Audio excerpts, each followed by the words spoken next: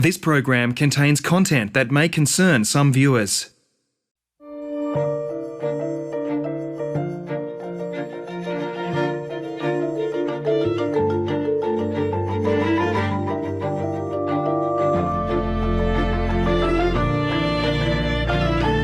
Hello there, I'm Geraldine Doogue. Welcome to Compass. Tonight, coming from one of the world's undoubted trouble spots. For centuries, the people known as Yazidis have followed their ancient religion and been persecuted for it, unfairly labelled as devil worshippers. Since 2014, the Yazidis of northern Iraq have been victims of genocide at the hands of Islamic State militants. This is an incredibly tragic story of a people and culture facing extermination.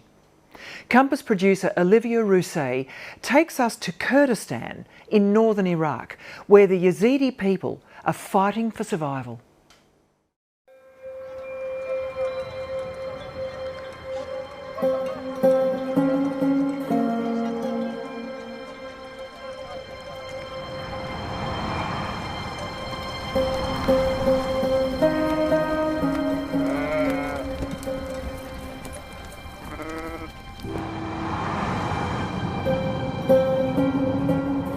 I've come to where the world's most recent genocide began.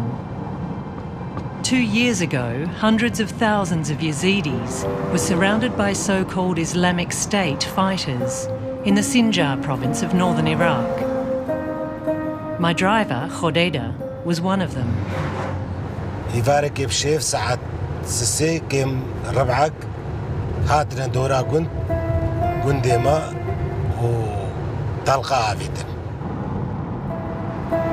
What followed for the Yazidis was unthinkable horror. This 25-year-old woman, I'll call Rojin, was taken hostage by ISIS militants and sold as a sex slave.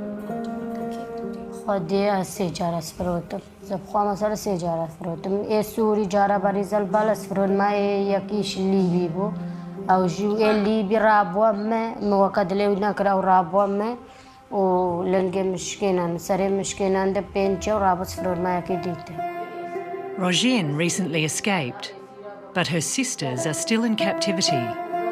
They were only 18 and 7 years old when they were forced into slavery.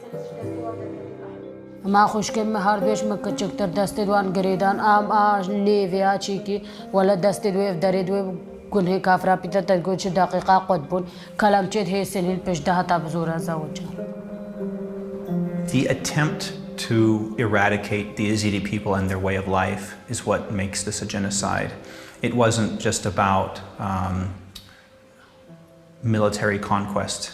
It was about trying to eliminate this religion, which meant killing off the people if necessary, force converting them to Islam if they were willing, but killing those who would not. And the systematic sexual enslavement of women, Yazidi women, was part of that genocidal picture as well, because it's a way of not allowing them to reproduce as Yazidis anymore, but to force them to bear the children of jihadists. I've come to the ancient village of Lalesh to find out what makes the Yazidi religion a target for terrorists. بشكل لالش جهر پیروزا جهر کبنا دنیای همویجی دال سر عرض خودجی هر لالش بتنه بو ازدی همویجی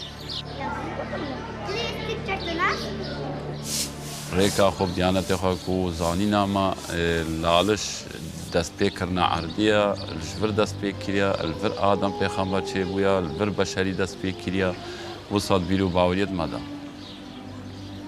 Yazidis are expected to make pilgrimage here at least once in their life, to be cleansed by the holy spring waters and seek guidance and blessing from spiritual leader Baba Chawish.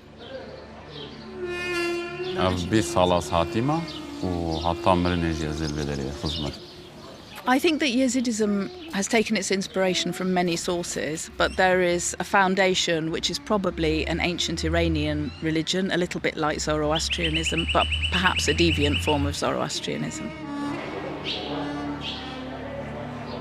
The Yazidi religion is unique, with significant differences to Christianity and Islam.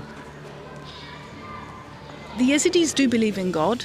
They believe in one God, but that God is quite far away from humankind, and the world is controlled by 7 holy beings that they call angels, but they might not be quite what we imagine when we think of angels. The founder of Yazidism, Sheikh Hadi, was buried here in the 12th century. He was thought to be a human incarnation of the most important of the 7 angels, Tausi Melek, or the Peacock Angel. Tausi Melek is the chief of the 7 angels of the Yazidi religion, each of which is an emanation of God, of the divine. But he is the demiurge, the one who is responsible for creation and who has a very active role in the affairs of humankind.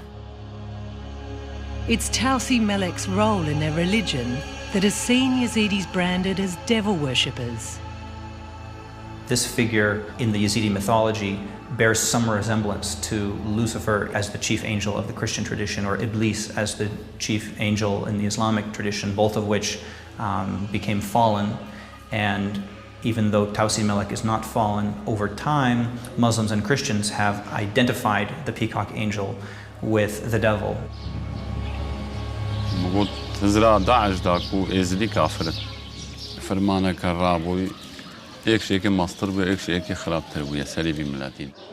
Yazidi oral history says they've been victims of 72 massacres, mostly at the hands of their Muslim neighbours.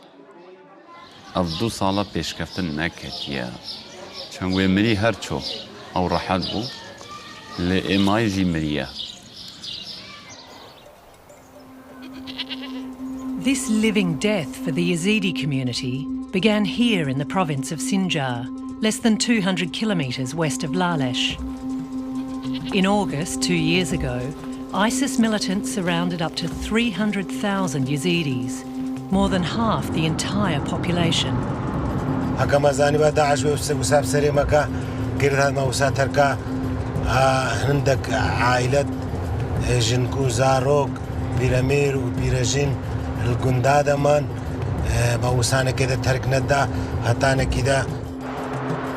The Peshmerga, the soldiers of the Kurdistan regional government, had deserted them.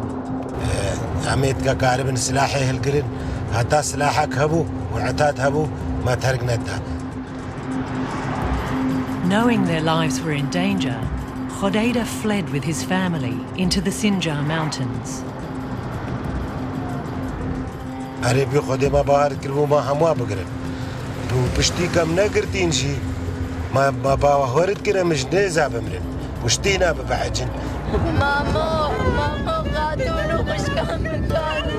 Up to 50,000 Yazidis were besieged in these mountains, surrounded by militants. They had nowhere to go and were now at the mercy of 50-degree heat.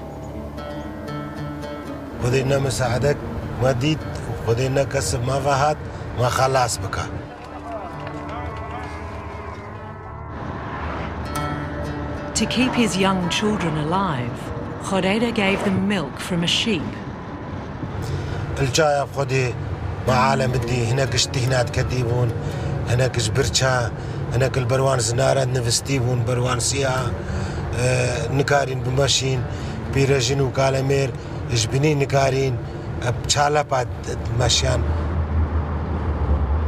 As the world watched and nothing was done, around 500 people died from exposure.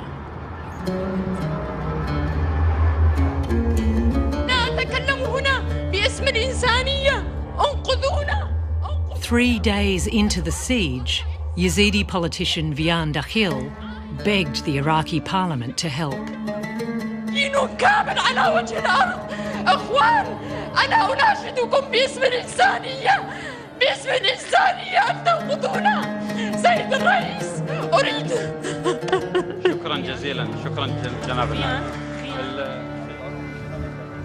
These Yazidis were finally able to escape after 7 days in the mountains. With the help of US airstrikes, Kurdish fighters from Syria created a safe corridor in the north. These people were the lucky ones. Those captured by the so-called Islamic State suffered a much crueler fate. People believe that several thousand Yazidis have been killed, mostly in the initial period of the attack on Sinjar, when large massacres took place. There are a number of mass graves all around Sinjar Mountain. Usually they're the bodies of men, but also there are sites where women were killed or disabled people, and the elderly as well. The bodies of around 5,000 Yazidis fill the mass graves in Sinjar. The jihadist fighters also took more than 5,000 women and girls captive to be used as sex slaves. I joined the Yazidi politician Vian Dakhil to find out how the surviving Yazidis of Sinjar are living now. We have many people.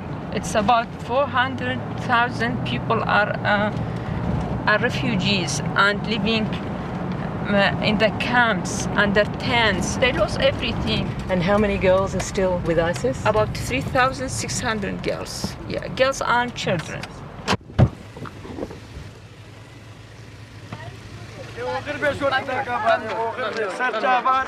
There are about 20 camps for displaced Yazidis in Kurdistan.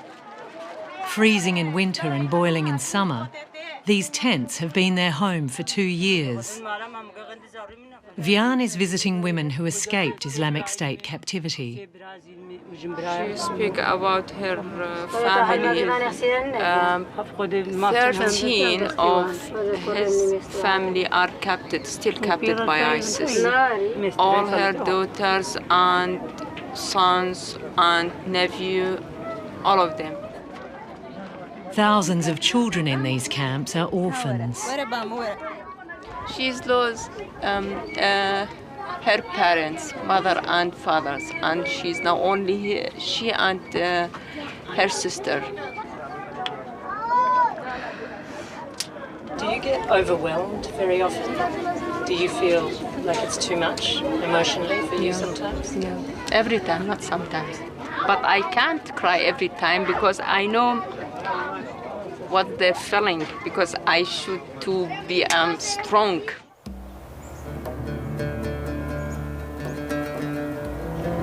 There are about 500,000 Yazidis left in the entire world. Most lived on their ancestral lands in northern Iraq until ISIS came. Now, nearly all of them are displaced in Kurdistan, living amongst a mainly Kurdish Muslim population. The Yazidis were part of the Kurdish tribal landscape in centuries gone by, and many of the big Kurdish tribal confederations had Yazidi tribes in them. So you see Yazidis and Muslims coexisting for hundreds of years. From the 7th century onwards, Kurds began to convert to Islam. The Yazidis resisted. Over the years, many Muslims in this region have viewed the Yazidi religion with suspicion. For as long as they can remember, they have felt surrounded and under a gaze that's perhaps hostile a lot of the time, surrounded by people who don't really understand them, and that there is great danger.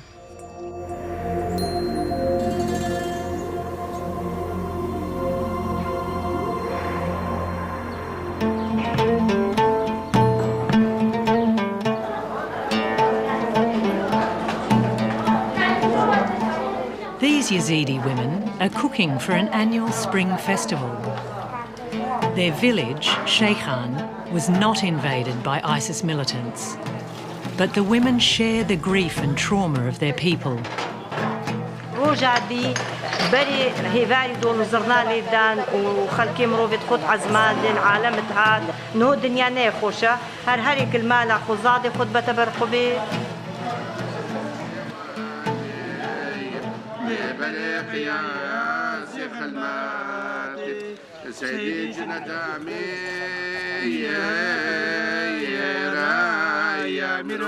These celebrations used to be held in every Yazidi village in spring.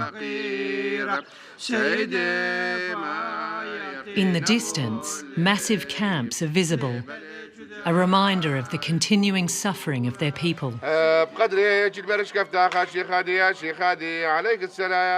Yazidi faith is very vulnerable. Yazidism is one of a number of small religions where the members of the religion can't marry out and still stay within the religion, so they have to marry within the religion. So it can't proselytize and make new converts. At the same time, it's a religion where the knowledge has been in the past transmitted orally and kept within the hands of men of religion. Hundreds of years ago, a decision was made that ordinary Yazidis wouldn't learn to read or write. Baba Chawish believes this was an act of self-preservation to prevent Yazidism from indoctrination by Islam. اوان مزقفتي خدا مكتبة كده ويكسر الولاطة ما وقتي كنت بنحكم رواندا خالكين ندخل الزاريخو بنا مزقفتي كو فيري مكتبة. Passing on their faith orally contributed to their undoing. Islamic State militants used it to justify the genocide. The IS organization believes that Yazidis do not qualify for a limited number of protections that are provided to a limited number of minorities under Islamic law. So Islamic law has a category called people of the book. Primarily that has applied to Christians and Jews over the years. Yazidis don't have a written scriptural text. They have an oral tradition, so it's hard to consider them people of the book when they're not seen as having a book. So on this basis, they believe that Yazidis don't have the right to continue to exist in the Islamic world and they should be eliminated.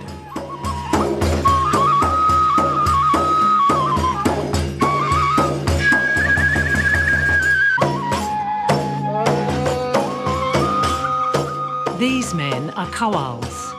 They memorise the sacred Yazidi texts and music and are central to preserving and interpreting this oral faith.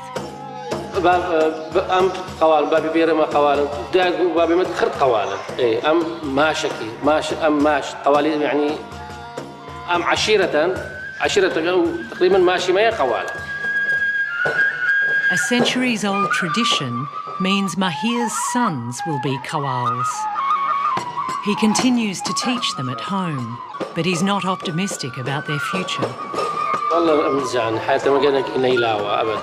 إيه أم بي حياة إنه إيه أم بيوار هتشي بيوار أو بي حياته إيه. Since ancient times, all Qawwals lived in the twin villages of Bazane Bashika, near Mosul. Now, these holy men live in tents. Sunni extremist militants took their homeland, and with it, their history.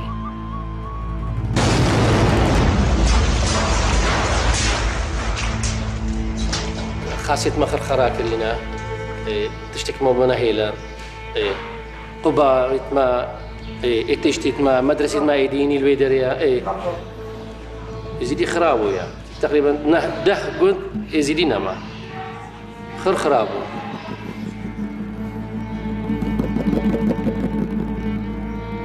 Yazidi religious tradition and Yazidi culture are not two separate things that you can pull apart and separate into different boxes. It's sort of one way of life.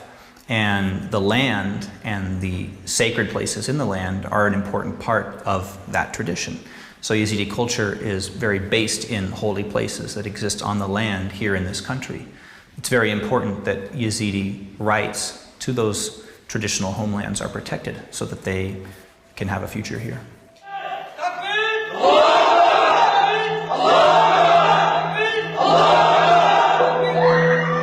In June this year, the United Nations declared that the Islamic State militants are committing ongoing genocide against the Yazidis.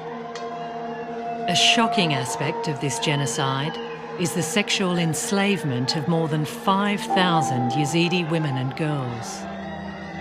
They knew before they were going that they were going to be enslaving women and then taking them for the use of jihadists in Mosul and different parts of Syria. They brought along trucks with them, empty trucks and buses that they were planning to use to haul the women off. And they had already developed a theological basis for this project, which they ended up publishing in their own magazine. So this was a very planned out strategy.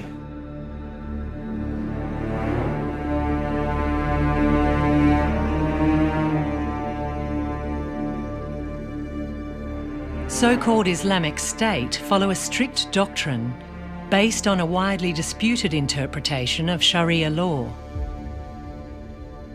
قلنا هون يزيدينا قوم كفارن قوم شوات قارن قوم ميرا كوزن وكاش كوزن أشخوارن قو هاتشي ما يكا يزدي برقوم شنبهوشتي.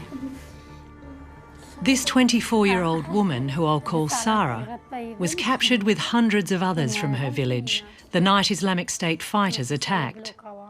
She agreed to talk to me as long as I don't identify her. قدينا خواب قهارنو بسلمان ببنو بغالتن ما قوم نزان بغالتن ما قوم أفتشنا تشتي ما ينفان تشتافي هناك كل لازم هون بيجن دستي كوري مقرتو كيشا قويا زي كوجم عمري بيشار صالبون قويا ياتي غلطي. Sarah and the other young women and girls were taken to the headquarters of the so-called Islamic State in Raqqa, Syria. Here they were sold in a slave market. خدي هرتقد هاتنا فيكش ما تخواندين قلنا ما دسنا لتخدين نوال ومتشون درباس بندو تقريبا 1000 داعشي اللي وقع قاعة كيبو هموتي تدعون نشتيبو أصبحت نافي مدركت أسشون قزارت خبينا ورا الحافة من السري مقرنوا عبيدن يكي سعودي أسكرين. This video, taken by Islamic State militants, shows them discussing buying Yazidi girls.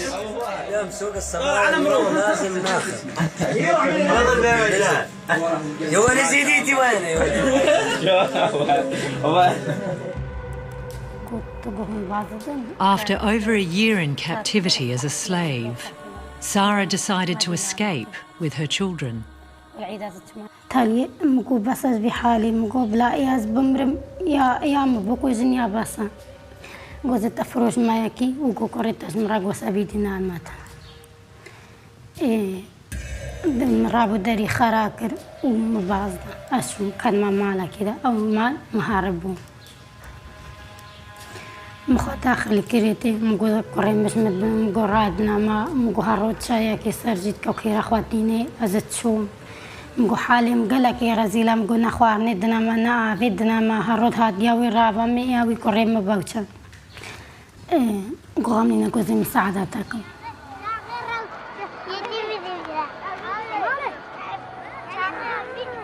Sarah and her kids were eventually sold back to her family. She now lives in a camp alongside hundreds of women like her.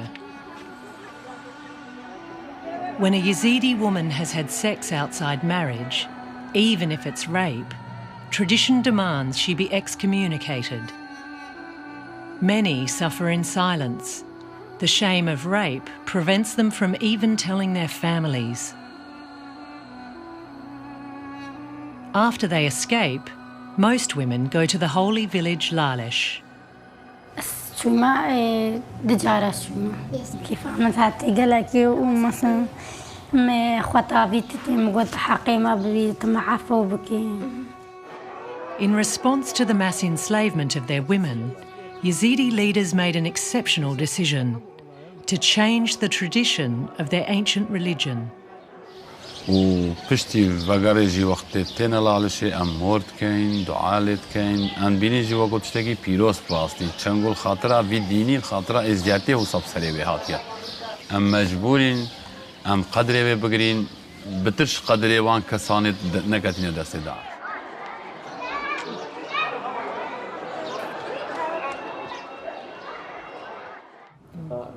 Rojin, the other woman I met who escaped ISIS, is alone, waiting for news of her family.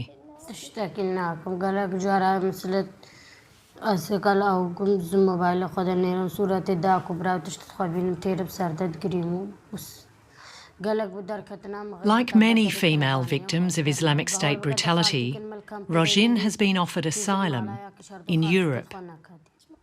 بقدر بيجنا من تمنا مثلا ألمانيا وفرداوي ده بس منا فيش كماوي داري بس يستشتكي شمال بابي خوزان مثلا. Even though she's free, she's still miserable. She needs her family. Yeah.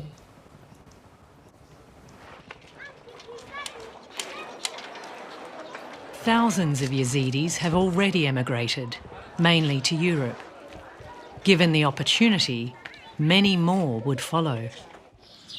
خلكي ما حموب بدلكي ماي تشنا أوروبا نكوش خوش يا خوتشن هكا والله ما خوش بالنهوجي خلكي ما يبغى لي روج بروجي نخوش ترج برديكي خلكي ما جيت رابع أمريكا علي بجنين نتشنشي راستي لي وقت البرد شافي وان خلكي وان هات يكوشتن وبزورة بسلمان كرين وتعدلي هات يكرن والجنو زارتي حمو برن وابتني ماي ويشي قتل.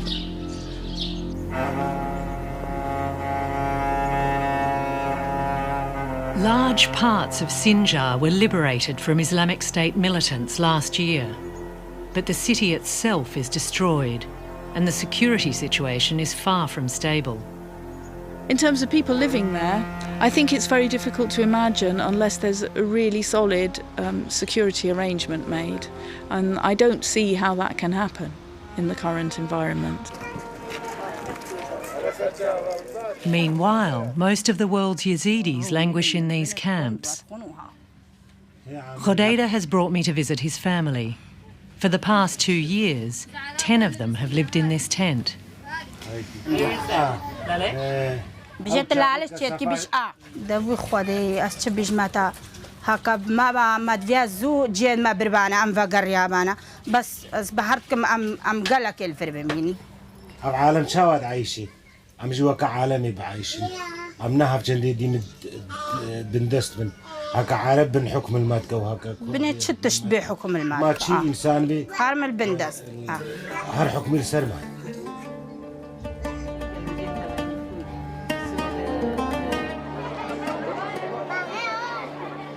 I think it's fair to say Yazidism, it will never be the same again.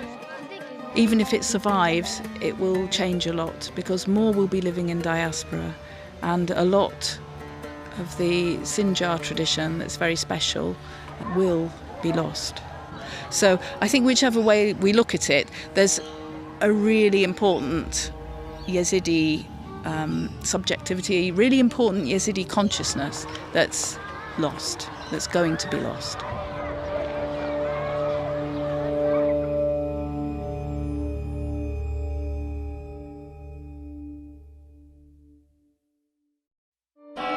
Next on Compass, has the time come to reform capitalism? The Brexit vote, the Trump phenomenon, the resurgence of One Nation, distress signs that democracy and capitalism as we know them are under pressure and failing to deliver for all. If so, what can we do to build a fairer, more equitable system? Capitalism Under Pressure on the Moral Compass, next Sunday at 6:30 p.m.